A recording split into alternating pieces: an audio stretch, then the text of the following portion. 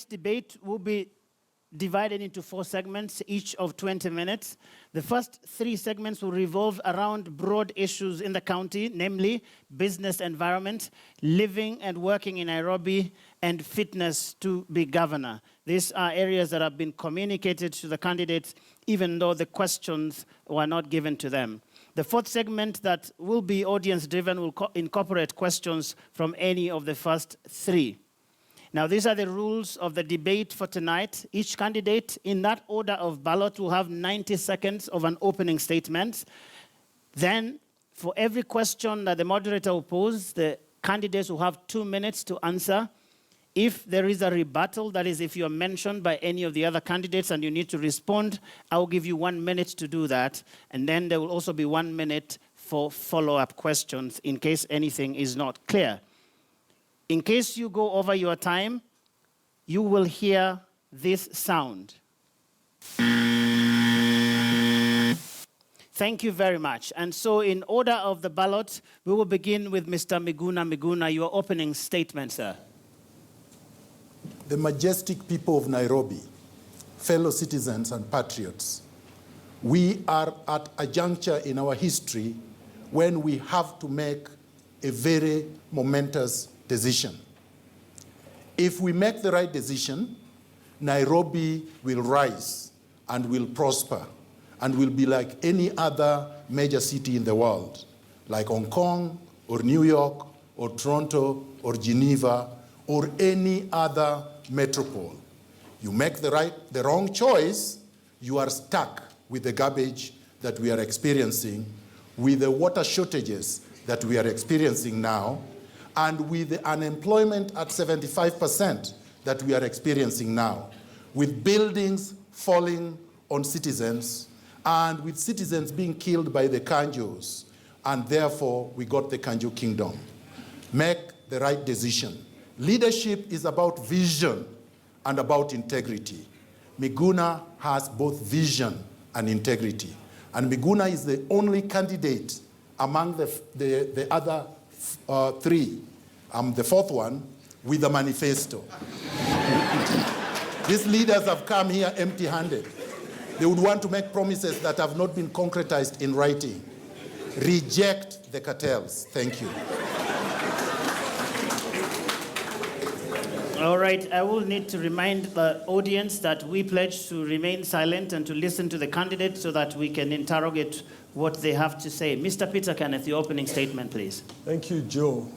I've been in public service for over 15 years, performed diligently with a track record, did what I could have probably done best for my constituency. I am born and bred in Nairobi, lived in Nairobi all my life.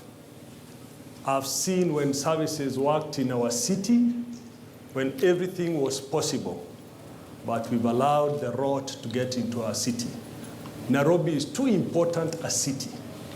With 50% of our GDP of the whole country in Nairobi, it requires a serious manager with a proven track record.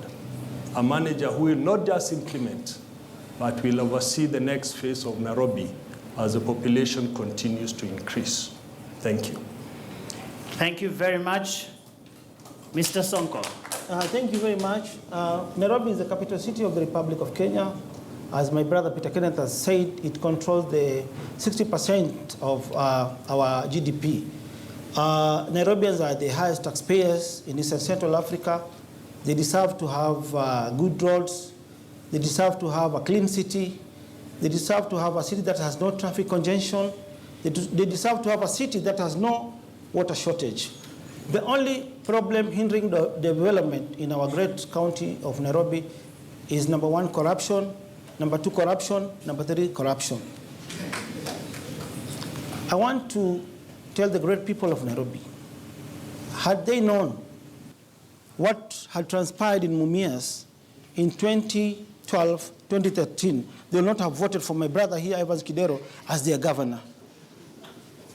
Nairobi, we need a mature leadership, a leadership that is ready to fight cartels. I've been the senator for the last 5 years. I have engaged, I have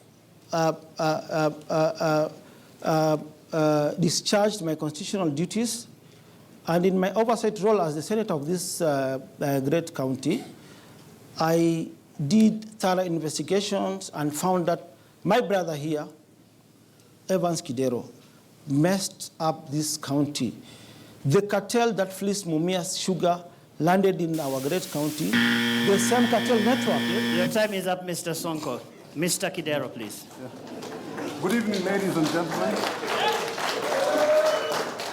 Good evening, ladies and gentlemen. As you know, my name is Dr. Evans Odhiambo Kidero. Was born in this city, grew up in this city, went to public schools, all through up to university. I'm a father, married to one wife, Dr. Susan Boya Kidero, 3 children, 2 great granddaughters. I love this city because I've always lived and worked here. And that's the reason why I requested you to elect me as governor in the year 2013. When I got into City Hall, I found it was a hole and a gutter with myriads and multiples of challenges, but also, as is written in the book of Ezekiel, on the Eastern Gate, lots of cartels. I have done the much I can. We have laid a foundation on which we are ready to take off, and I can assure you that I now know where all the potholes are, and I'm asking Nairobians to give me an opportunity to build on the foundations that I've laid. Mr. Sonko mentioned you very specifically. Would you want to respond to his comments about you? I think he said about 2012, 2013. I left Mumias in 2012. I wasn't in Mumias in 2013. But you'll recall I got into Mumias in 2003, a year when they'd made a loss of 500 million shillings.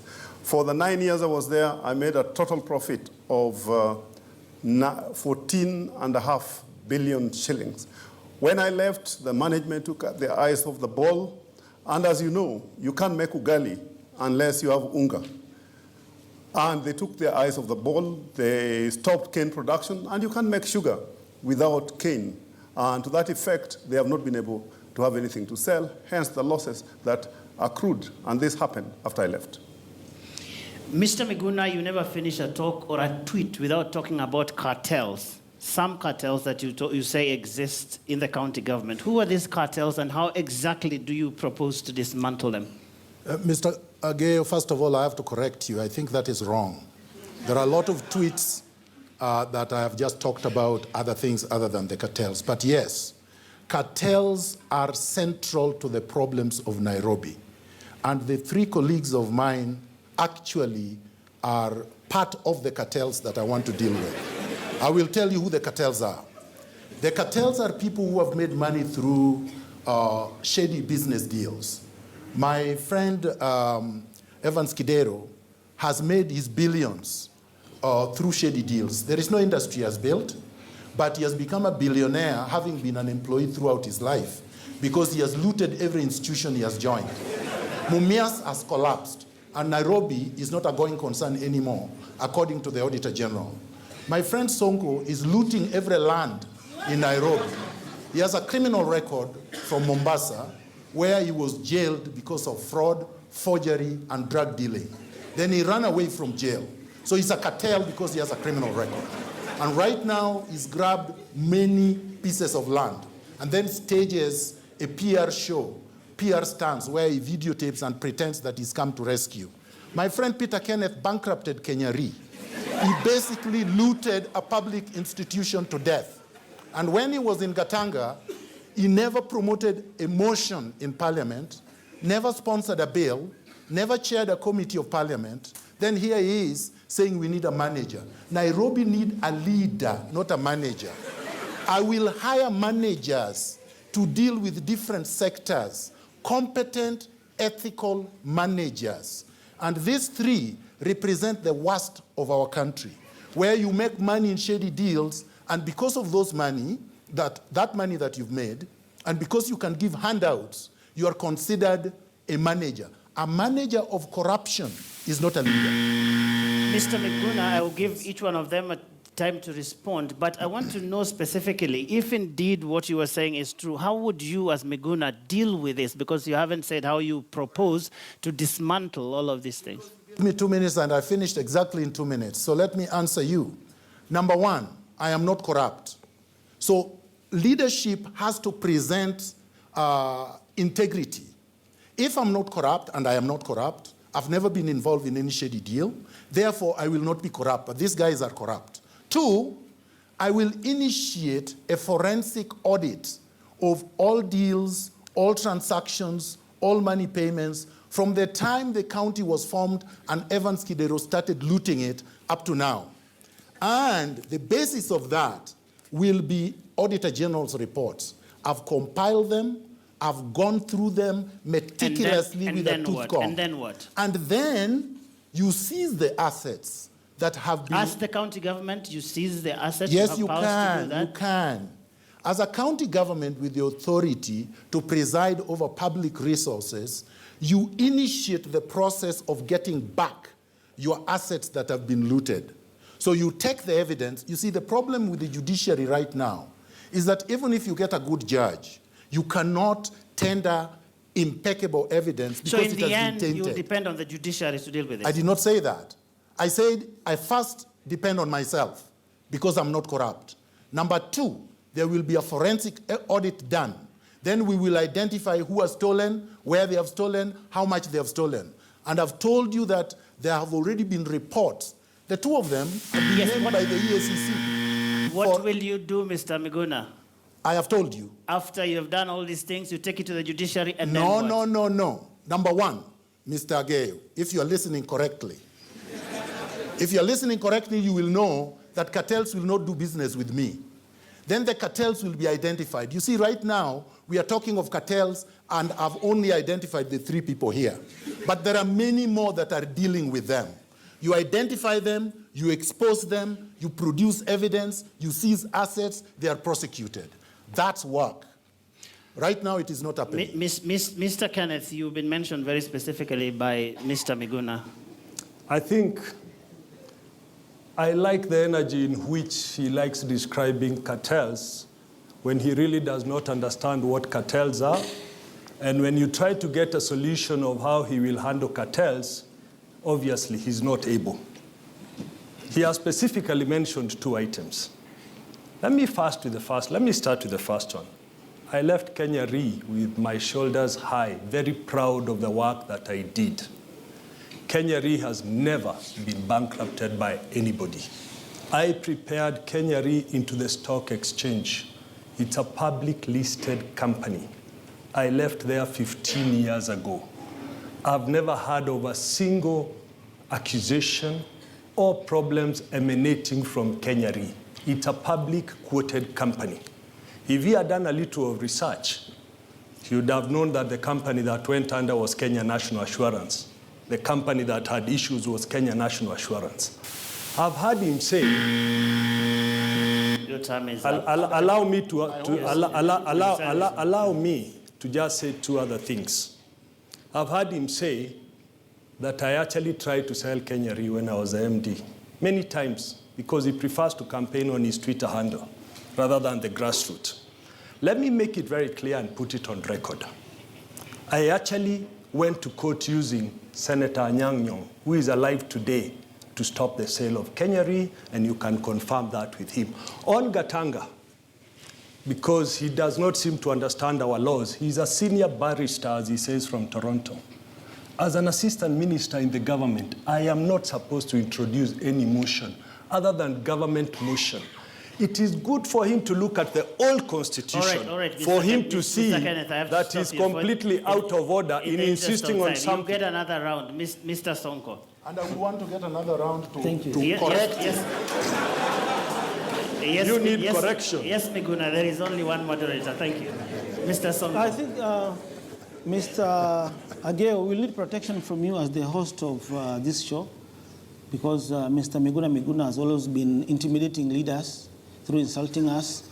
He's just basing his allegations based on hearsay evidence. He's always been terming me as a drug dealer.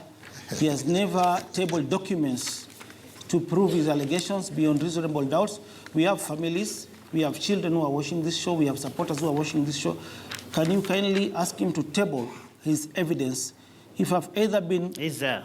Yeah, he should do that. I know he's an international barrister based in Canada. He does not understand the problems Nairobians are facing. I mean, it is a matter of dealing with allegations. There were some allegations just a few weeks ago. I respect women who are in this hall. I respect all the women in Nairobi County and in the entire country as a whole, in general. There was an allegation by one of your dailies, the Nairobian, that his daughter is selling her body in Canada through the social media. Mr. Sonko, Can you also substantiate on this? Are these true claims? Okay, let's go to Mr. Kidero. Joe, thank you very much. I think and we'd like to remind the audience that as we have pledged at the start, please let the candidates have their time and let's not jeer, heckle, or do any other thing that will disrupt this debate. I believe my 2 minutes starts now. Joe. Yes, it does. Could we put some objectivity into this discussion if we are going to give some substance and ground for Nairobians to choose a good governor? Mr. Miguna talks about arresting people. He talks about seizing of assets. We've got institutions that the Constitution has given the responsibility. We have the CID, they have the anti-corruption, we have the money laundering and asset recovery, and we have KRA. From his discussion of his presentation, he's just not going to be a governor of Nairobi. He's going to be all the four, which he can't do. So at this particular moment, if he has any evidence, I think let him present it to the responsible constitutional body to do what they need to do. Today we were at State House. We were receiving ambulances which have been bought by fines.